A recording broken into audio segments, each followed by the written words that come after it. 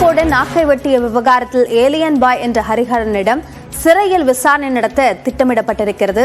இது குறித்த கூடுதல் விவரங்களை நம்முடைய சிறப்பு செய்தியாளர் ரகுவரனிடம் கேட்கலாம். ரகுவரன், சிறையில் விசாரணை நடத்துவதற்கான திட்டம் எதனால்? திருச்சியில் வைத்து இந்த டாட்டூ ஷாப் நடத்தி வந்த ஹரிஹரன் என்கின்ற அந்த ஏலியன் பாய் என்பவரை போலீசார் கைது செய்திருக்கிறார்கள். 2 நாட்களாக அவர் சிறையில் அடைக்கப்பட்டிருக்கக்கூடிய நிலையில் அவர் மிக ஆபத்தான வகையில் மருத்துவ உபகரணங்களை பயன்படுத்தியது தற்போது மேலும் விசாரணையில் தெரிய வந்திருக்கிறது.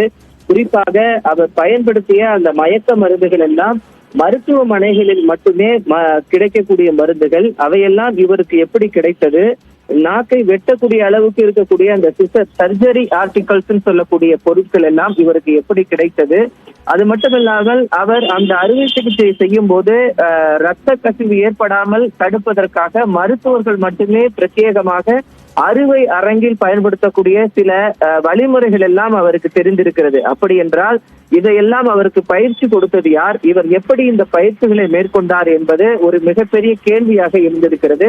மிகவும் ஆபத்தான இந்த விஷயத்தால் பெரும் ரத்தப்போக்கு கூட ஏற்பட்டு உயிருக்கு அபாயமான சூழல் ஏற்படக்கூடிய வகையில் இதை ஒரு டாட்டூ ஷாப்பில் ஒரு சாதாரணமாக ஒரு மெடிக்கல் சுகாதார பணிகள் எதுவுமே மேற்கொள்ளாத ஒரு ஏசெப்டிக் மெத்தட் எதுவுமே பின்பற்றப்படாத இடத்தில் இவர் எப்படி இதை செய்தார் என்று மருத்துவத்துறைக்கு ஒரு சிக்கல் ஏற்பட்டிருக்கிறது. இதை தொடர்ந்துதான் சிறையில் இருக்கக்கூடிய ஹரிஹரன் என்கின்ற ஏலியன் பாயிடம் இந்த விசாரிக்க அமைக்கப்பட்டிருக்கின்ற இந்த மருத்துவ குழுவானது சிறைச்சாலைக்கே சென்று அவருக்கு எப்படி இதையெல்லாம் கிடைத்தது, இந்த ஆபத்தான வழிமுறையை அவர் எப்படி பின்பற்ற தொடங்கினார் என்பது தொடர்பான ஒரு முழுமையான அறிக்கையை அவர்கள் நேரில் சென்று விசாரிக்க இருக்கிறார்கள் மருத்துவ குழுவினர்.